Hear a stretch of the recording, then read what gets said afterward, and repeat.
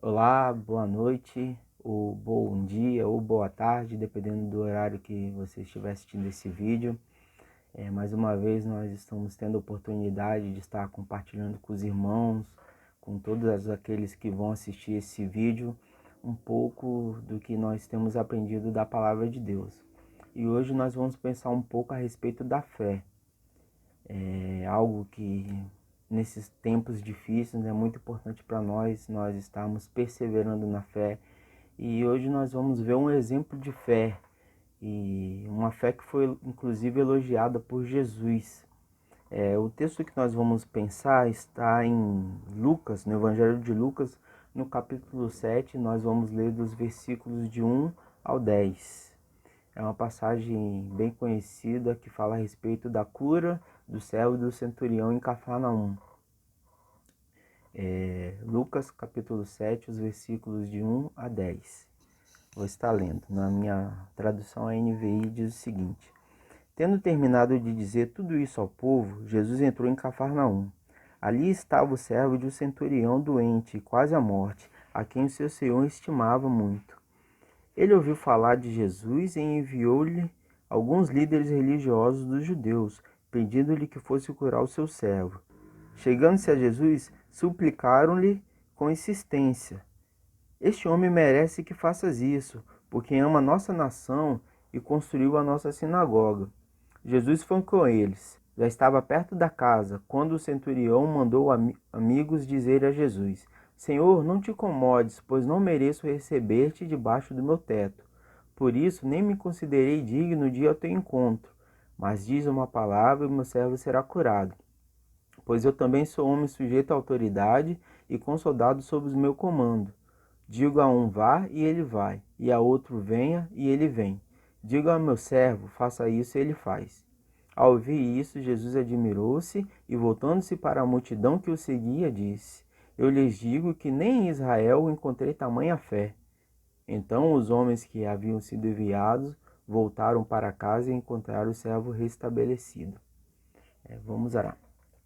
Santo Deus, nós te agradecemos pela tua palavra, te agradecemos, ó Deus, porque mesmo nesses momentos difíceis, o Senhor tem nos dado condição de sempre estarmos aprendendo um pouco mais do Senhor, estamos buscando conhecer a tua palavra, e te peço que nessa noite, através dessa mensagem, a qualquer momento que alguém estiver assistindo esse vídeo, o Senhor venha falar ao coração, o Senhor venha transmitir a sua mensagem, Deus, porque nós precisamos nesse momento entender um pouco mais a respeito da fé, a fé que agrada ao Senhor, Deus.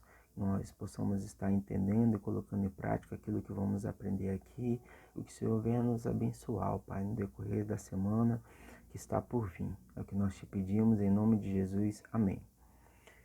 Então nós vamos pensar dentro desse texto sobre uma fé que agrada a Deus. Uma fé que agrada a Jesus, porque a gente vê aqui dentro do texto que esse centurião, apesar dele ser o centurião, cidadão romano, que se achava digno de, inclusive, de se encontrar com Jesus, teve a sua fé elogiada por Jesus. Como eu tenho o costume de fazer, né? Então vamos contextualizar aqui. Jesus tinha acabado de fazer aquele longo sermão do monte, né, nos capítulos anteriores. A partir dos capítulos anteriores nós podemos ver que Jesus estava pregando lá no sermão do monte, e ele, após essa pregação, ele deixa aquela multidão, desce a montanha e vai para a cidade de Cafarnaum, como vemos aqui no versículo 1, né? Jesus entrou em Cafarnaum e ali tinha um centurião, né? O centurião, ele era geralmente um cidadão romano, né? Na visão dos judeus, o gentio, mas esse centurião ele tinha uma particularidade, que ele ajudou a construir a sinagoga judaica que havia ali na cidade de Cafarnaum. Nós já tivemos oportunidade em outro momento de falar sobre essa cidade de Cafarnaum, que foi uma das cidades onde Jesus habitou durante um bom tempo, onde ele realizou vários milagres. E nesse momento, esse centurião estava com um servo doente nessa cidade. E o centurião era um oficial do exército romano, né? Não era qualquer pessoa, não era qualquer cidadão. Ele tinha um poder tanto político quanto militar, e ele tinha, como o próprio nome já diz, né, em torno de 100 legionários, né, ou soldados sob seu comando. Então, na verdade, uma centúria tinha em torno de 80 a 100 soldados, podia ter nessa faixa de 80 a 100 soldados, e de acordo com a hierarquia, né, dentro do comando militar romano, ele ficava na sexta posição, digamos assim, de comando dentro do exército romano, né, na sua patente ali, era similar ao que é hoje um capitão, por exemplo, dentro de uma instituição militar nos dias de hoje. Era assim um centurião. Então, um conjunto de centúrias formavam uma corte, né? Um conjunto de 6 centúrias formavam uma corte, e um conjunto de 10 cortes formava uma legião. Uma legião poderia ter em torno de 6.000 soldados, 4.500 a 6.000 soldados. Então, o centurião era responsável por em torno de 100 soldados, e ele tinha esse poder político e tinha esse poder militar. Por que eu estou explicando isso? Para a gente entender o contexto do que está acontecendo aqui. O centurião não era qualquer pessoa, era uma pessoa que tinha status social, tinha status político e tinha status militar. O centurião era como todo soldado romano, era um assalariado bem pago. Por sinal, tanto é que ele ajudou a construir a sinagoga localizada ali em Cafarnaum, como a gente vê aqui no versículo 4, né, que os próprios judeus intercederam por esse centurião, né, justificando aqui que ele era muito bom com eles, inclusive ajudou a construir a sinagoga. E também ele mesmo fala do centurião, deixa bem claro que ele tinha poder, né, autoridade sobre seus soldados, autoridade de mandar ir e vir, né, como ele se declara aqui para Jesus através de seus emissários. Um esclarecimento aqui que a gente também vê esse mesmo texto lá em Mateus, no capítulo 8, nos versos de 5 a 10, tem essa mesma passagem, só que porém Mateus aborda de uma forma diferente de Lucas. Mateus trata aqui os emissários do centurião como sendo o próprio centurião, o que era algo normal. O mensageiro, ele representava o seu próprio senhor. Então lá em Mateus, Mateus resolveu, na hora de fazer a descrição dessa passagem, ele escreveu as falas dos mensageiros como se fosse o próprio centurião. Então, dentro do contexto, não existe contradição entre o texto de Mateus e o texto de Lucas. Foram apenas abordagens diferentes de uma mesma passagem que aconteceu ali em Cafarnaum. Então, a gente tem algo a aprender aqui dessa passagem de centurião, que teve a sua fé elogiada por Jesus. A primeira coisa que nós vemos aqui, a gente vê aqui que o centurião, ele demonstrava sua fé, apesar dele ser o gentio, mas ele demonstrava através das suas obras. Tanto é que ele tratava bem o povo. Temos os próprios testemunhos dos judeus aqui, e olha que os romanos, além de ser gentios, né, dominavam sobre o povo judeu ali naquela região. Eles eram muito mal percebidos, inclusive eles não eram bem-vindos nas sinagogas judaicas. E esse centurião, ele não só tratava bem os judeus, como também ajudou a construir a sinagoga, e na sinagoga onde Jesus pregou por várias vezes, como vemos em muitas passagens ali durante a estadia de Jesus em Cafarnaum. Então, esse centurião, ele demonstrava a sua fé, ele praticava, não era uma fé sem obras, como a gente vê lá no segundo capítulo da carta de Tiago, né, irmão de Jesus, escreveu. Não era uma fé morta, uma fé sem obras, mas era uma fé que realmente havia prática. Ele demonstrava, ele se importava com as pessoas que estavam ao redor dele. Então essa é a primeira demonstração que a gente vê, que a gente pode trazer para as nossas vidas de algo que a gente tem a aprender com a fé desse centurião. Colocar nossa fé em prática, através da demonstração da nossa fé, através do amor com o nosso próximo, das pessoas que estão ao nosso redor, principalmente nesses dias difíceis que nós estamos vivendo. A gente pode verificar aí no versículo 4 e 5, diz o seguinte: o argumento dos judeus para tentar, né, convencer a Jesus a atender o pedido desse centurião. Chegando-se a Jesus, suplicaram-lhe com insistência: este homem merece que faças isso. Ou seja, os judeus reconheciam que, de certa forma, esse centurião, apesar de ser um soldado romano que dominava aquela região, dominava sobre ele, ele merecia isso, porque ele ama a nossa nação, no versículo 5. Ele ama a nossa nação e construiu a nossa sinagoga. E Jesus foi com eles. Já no versículo 6. Então, a gente percebe que o centurião realmente se importava com o povo, ele amava aquela nação, apesar de não fazer parte dela.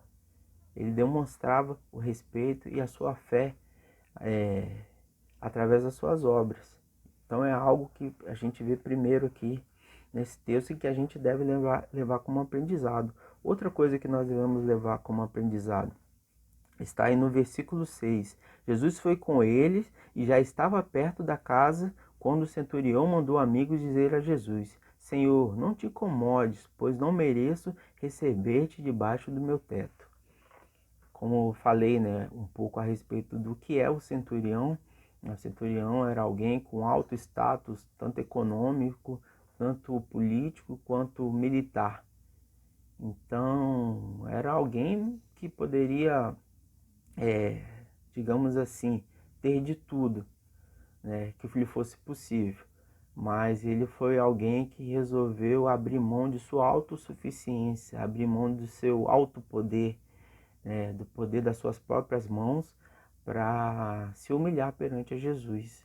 E essa humilhação, na condição, ele se coloca na condição de pecador, na condição de alguém imerecedor, inclusive de receber Jesus na sua casa. Então, a gente precisa também aprender isso com a fé desse centurião, porque muitas vezes nós nos achamos autossuficientes. Nós achamos que nós podemos resolver os nossos problemas por nossos próprios meios.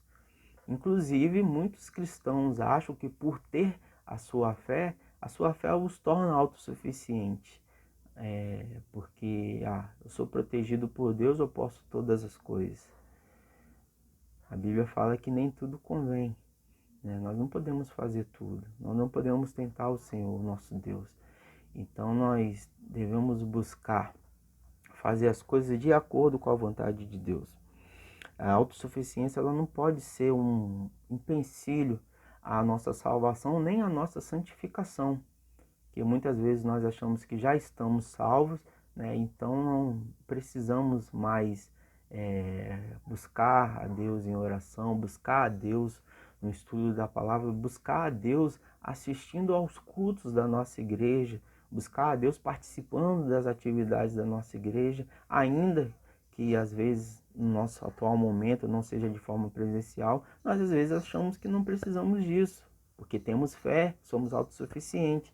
E não é isso que a Bíblia ensina, e não é isso que a gente vê aqui no caso desse centurião. Ele abriu mão de todo o seu poder, de toda a sua autossuficiência, que ele poderia chamar os melhores médicos, poderia levar aquele servo dele, já que ele tinha tanto zelo pelo aquele servo, poderia levar para um lugar melhor, mas não, ele resolveu recorrer a Jesus, mesmo se achando indigno de receber Jesus em sua casa, porque ele reconhecia que ele era pecador. E é o que a gente vê aqui no versículo 7. Por isso nem me considerei digno de ir ao seu encontro, na primeira parte do versículo 7.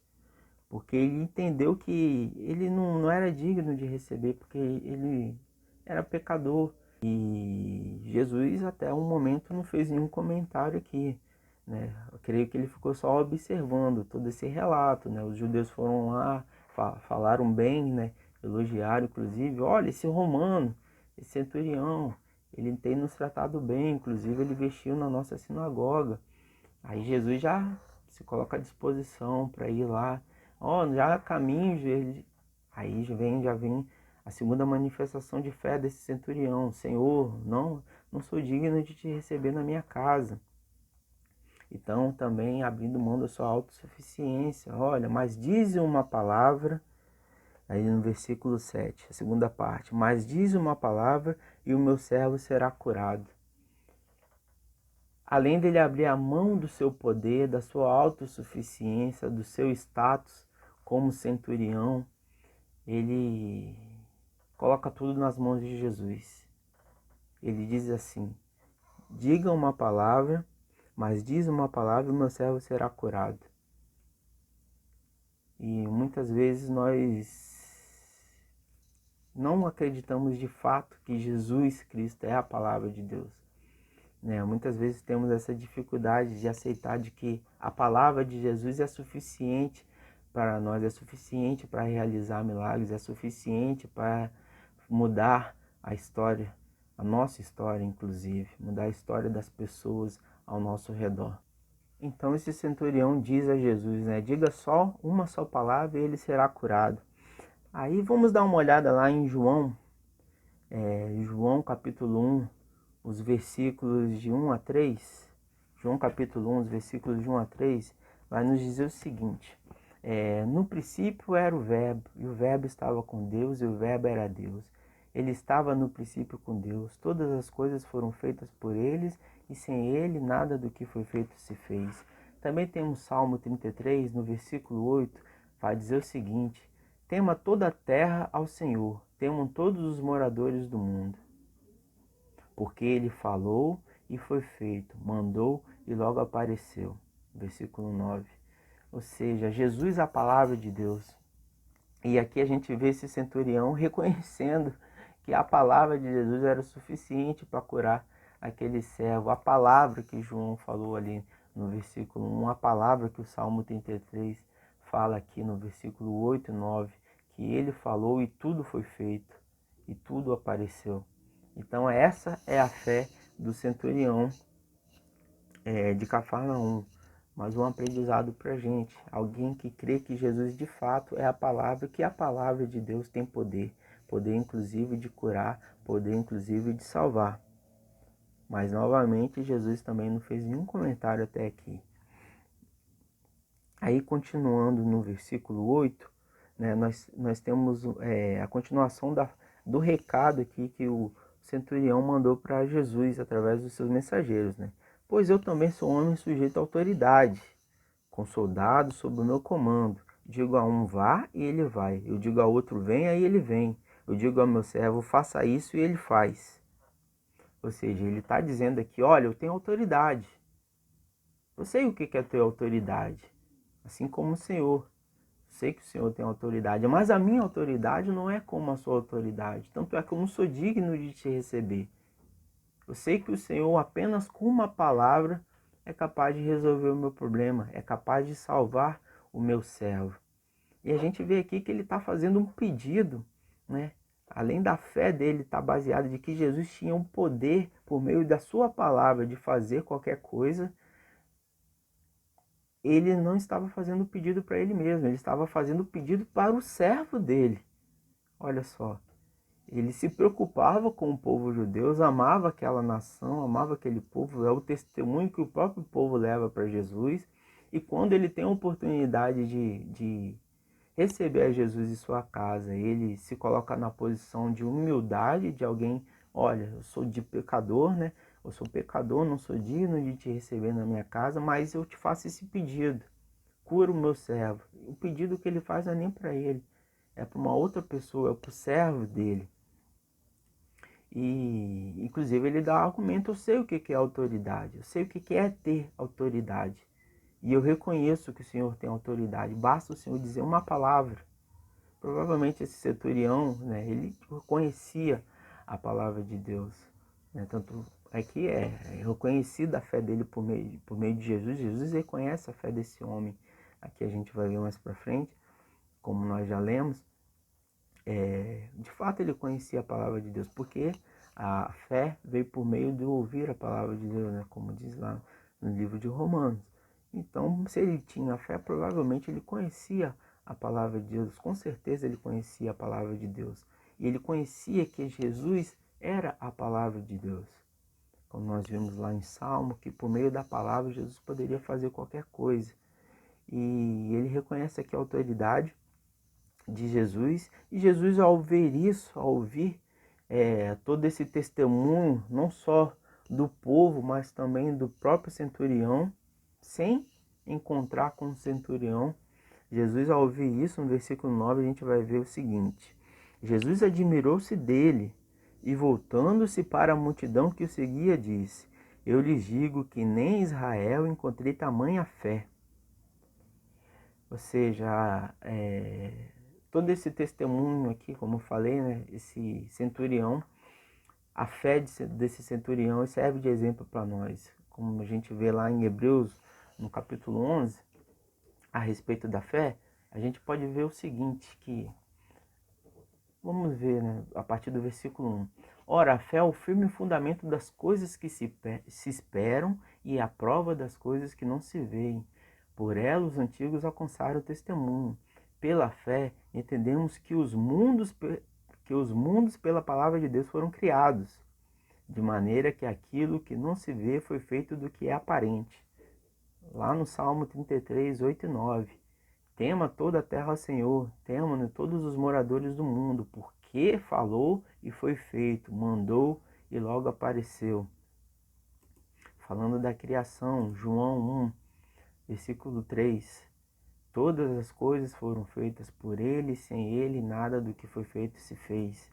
Então esse é o relato, esse é o testemunho desse centurião aqui, nesse momento, quando ele se reconhece como pecador, como ele reconhece que por meio da palavra Jesus tem poder de curar o servo dele ali. Essa é a fé do centurião. E a gente aprende aqui com ele que a fé, ela tem que estar baseada em obras, as pessoas têm que enxergar essa fé em nós. Não adianta nós termos uma fé para nós mesmos. Ter uma fé onde as pessoas não enxergam Deus, elas não enxergam o nosso amor ao próximo, elas não enxergam as nossas atitudes de quem serve a Deus. Então esse centurião, ele demonstrou todas essas qualidades aqui e Jesus se admirou disso. Inclusive a ponto de falar que nem em Israel ele havia encontrado tamanha fé, como a gente vê no versículo 9. Então, além do testemunho do próprio povo, além do testemunho do próprio centurião, a gente tem um testemunho do próprio Jesus aqui, dizendo que a fé desse centurião era maior do que os próprios israelitas. E olha que ele era o gentio, o centurião romano. Então, será que nós temos de fato colocado a nossa fé em prática? Será que as pessoas, quando olham para nós, olham para nossas atitudes, elas têm nos visto como pessoas que realmente têm fé em Deus? Ou será que nosso testemunho não tem sido esse? Será que Jesus não vai testemunhar a respeito de nós, como ele fez a respeito do centurião aqui de Cafarnaum? Porque lá em Mateus, no capítulo 10, no verso 32, nós vamos encontrar o seguinte, palavras de Jesus, Mateus 10, 32. Quem, pois, me confessar diante dos homens, eu também o confessarei diante do meu Pai que está no céu. Mas aquele que me negar diante dos homens, eu também o negarei diante do meu Pai que está no céu. Então, será que nós temos confessado a Jesus diante dos homens? E ele tem dado testemunho disso diante do Pai que está no céu? Ou será que nós temos negado a Jesus com as nossas obras, com o nosso testemunho, com a nossa falta de fé, às vezes, né? Porque não sei se todos que estão vendo esse vídeo realmente já têm a sua fé alicerçada na palavra de Deus, já têm a sua fé baseada na palavra de Deus, mas aqui Jesus deixa bem claro, no Mateus 10, 32, pois quem me confessar diante dos homens, eu também confessarei diante do meu Pai. Então foi o que Jesus fez aqui a respeito desse centurião, desse gentio, né, que os judeus tanto detestavam em geral, mas em especial pela prática da sua fé em Deus aqui. Esse centurião era bem visto não só pela sociedade, mas também foi visto por Jesus, e Jesus testemunhou em favor dele, inclusive elogiando sua fé, dizendo que nem em Israel ele tinha visto tamanha fé. E isso serve de exemplo para nós. Será que nós temos buscado a ter uma fé que agrada a Deus? Será que nós temos buscado a ter uma fé que é aprovada por Deus? Uma fé que não é uma fé da boca para fora, mas é uma fé que realmente está na prática das obras que Deus estabeleceu para que nós fizéssemos, está baseada no amor ao próximo, está baseada no amor aos nossos irmãos, está baseada no amor à nossa igreja, a qual nós congregamos. Não digo só a nossa igreja ali local, Igreja Ferrosa, mas a todos os nossos irmãos cristãos, missionários, aqueles que estão sendo perseguidos em toda a face da terra. Será que nós temos lembrado, enquanto cristão, dessas pessoas? Porque nós vemos aqui que o centurião chega diante de Jesus, chega diante daquele que seria o próprio Deus encarnado, como a gente vê ali no primeiro capítulo de João, aquele que era a palavra, e faz um pedido que não era para ele. Ele faz um pedido para um servo dele. Apesar de todo o poder que ele tinha enquanto centurião, ele se humilhou diante de Jesus, reconhecendo sua condição de merecedor, mas pediu por misericórdia. E Jesus elogiou a sua fé. Será que nós temos nos portado dessa maneira? Essa que é a reflexão que nós precisamos buscar fazer a respeito dessa passagem. Que infelizmente até muitos cristãos entendem erroneamente que a fé é uma forma de controlar a Deus. Quando na verdade é o contrário. A fé é a essência daquele que é controlado por Deus. É aquele que se coloca à disposição de fazer aquilo que Deus mandou, de fazer a vontade de Deus, de fazer aquilo que agrada a Deus. A fé ela não é uma ferramenta de barganha, onde eu vou dizer, se eu tenho fé, vou orar a Deus e Ele vai fazer aquilo que eu quero. Não, pelo contrário. Se eu tenho fé, eu vou fazer aquilo que Deus deseja. Inclusive, as minhas orações, os meus pedidos serão aquilo que é da vontade de Deus. Então a fé, ela não pode ser entendida erroneamente como uma forma de manipular a Deus, mas é uma forma de servir a Deus. E a fé, nós precisamos abrir a mão de nossa autossuficiência, porque ela não é algo no qual nós temos mérito. A fé, ela é dada por Deus para a nossa salvação e para a nossa santificação. É na fé que nós somos edificados, é na fé que nós somos provados, é na fé que nós vamos crescendo em santificação para o serviço da obra de Deus. E o centurião deixa bem claro que ele entendia essas coisas, apesar dele não ser judeu, apesar dele não ter o contato pessoal com Jesus, não se achou digno disso.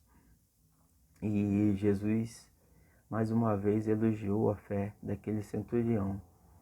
Então, por isso que o título dessa mensagem eu pensei, a fé que agrada a Deus.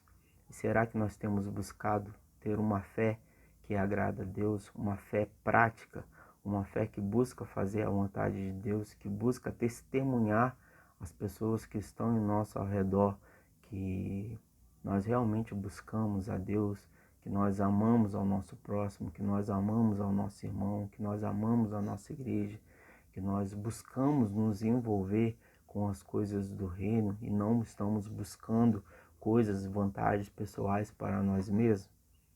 Então essa é a reflexão dessa noite. E se você ainda não conseguiu ter essa fé baseada na palavra de Deus, essa fé que visa glorificar a Deus e não manipular a Deus, eu queria te convidar a estar lendo o livro de Romanos, capítulo 3, nós vamos estar lendo o verso 23. Romanos, capítulo 3, verso 23 e 24 até o 26. Do 23 ao 26 ele vai dizer o seguinte: pois todos pecaram e estão destituídos da glória de Deus, tendo sido, pois, justificado gratuitamente por sua graça, por meio da redenção que há em Cristo Jesus. Deus o ofereceu como sacrifício para propiciação mediante a fé, pelo seu sangue, demonstrando a sua justiça. Em sua tolerância havia deixado impunes os pecados anteriormente cometidos, mas no presente demonstrou a sua justiça, a fim de ser justo e justificador daquele que tem fé em Jesus.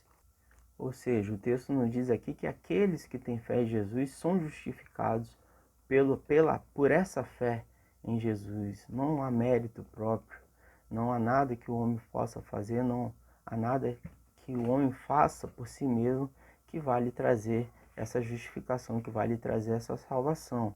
E ainda nós vemos em João, no capítulo 3, no verso 16, que também é bastante conhecido, vai dizer o seguinte: porque Deus tanto amou o mundo que deu seu Filho unigênito, para todo aquele que nele crê não pereça, mas tenha a vida eterna. Do versículo 17: pois Deus enviou o seu Filho ao mundo, não para condenar o mundo, mas para que fosse salvo por meio dele. 18: quem nele crê não é condenado, mas quem não crê já está condenado, por não crer no nome do Filho unigênito de Deus. Então o apóstolo João deixou registrado aqui que Deus entregou seu Filho não para condenar o mundo, mas para salvá-lo. Mas isso acontece mediante a fé, para todos aqueles que creem. E se você ainda não crer, não tem essa fé, uma fé, não vou dizer igual a esse centurião de Cafarnaum, mas semelhante ao centurião de Cafarnaum, uma fé que abre mão da sua autossuficiência, ou seja, que entende que não há nada que você possa fazer para salvar, né, se salvar ou salvar qualquer um. Não há nada que você possa fazer para que você mereça ter a presença de Deus na sua vida, mas reconhece que entende, através desses textos que nós lemos, que Ele se sacrificou no seu lugar para que você possa ter acesso a essa salvação. Nós vamos estar orando nesse momento, e você que já conhece a Jesus, pode estar refletindo se realmente a sua fé de fato tem sido uma fé e tem buscado ser semelhante à fé desse centurião de Cafarnaum, uma fé onde as pessoas veem de fato que suas obras resplandecem, refletem aquilo que realmente é a vontade de Deus. Vamos orar. Senhor, nós te agradecemos pela tua palavra, te pedimos que o Senhor possa estar completando a sua mensagem no coração de cada um, e te agradecemos por essa semana que vai se iniciar, que o Senhor venha abençoar os nossos dias, que não tem sido dias fáceis, mas contamos com a sua misericórdia, Deus. E se alguém nessa noite ouviu e entendeu a sua palavra, entende, Deus, que não há nada que ela possa fazer, mas que depende do Senhor, Deus, para ser curada, para ser salvo, que o Senhor possa estar, Deus, agindo nessa vida, agindo, habitando nesse coração, ó Deus. Que essa vida possa ser restaurada, possa ser santificada, assim como foi a vida do servo daquele centurião, Pai, que por intermédio da fé daquele centurião, uma vida foi salva, uma vida foi restaurada pelo poder do nome de Jesus Cristo, Deus. Nós cremos que o Senhor pode salvar essas vidas, pode salvar essas pessoas mediante a fé, Deus, assim como diz a sua palavra. E nós te pedimos, ó Deus, tenha misericórdia das nossas vidas, da vida da tua igreja, dessas milhares de vidas que têm se perdido por causa dessa pandemia, Deus. Mas nós entendemos que o Senhor está no controle de tudo, Deus. E pedimos, ó Deus, que o Senhor não venha deixar nossa fé nos abalar nesses momentos onde não podemos nos encontrar como igreja, mas que o Senhor venha nos dar ferramentas, venha nos dar condições de estarmos continuar estudando a tua palavra, continuar te buscando, continuar testemunhando, Pai, assim como aquele centurião testemunhou do seu amor ao nosso próximo, Deus, e também uns para com os outros, e assim também reconhecendo que somos dependentes do Senhor, Deus. Que nossa fé possa estar baseada na sua vontade e não na nossa. É o que nós te pedimos em nome de Jesus. Amém.